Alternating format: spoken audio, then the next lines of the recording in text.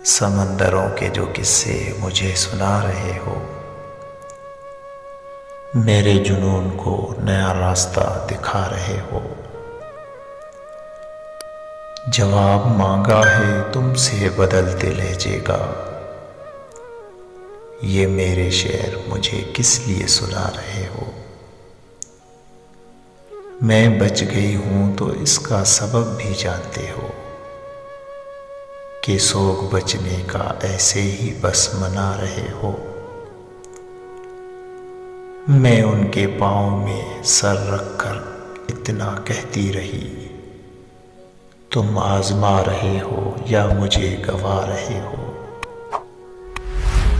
अकीदतों के सभी ज़ावियों से वाकिफ़ हूँ, यूं लग रहा है किसी के कभी खुदा रहे हो।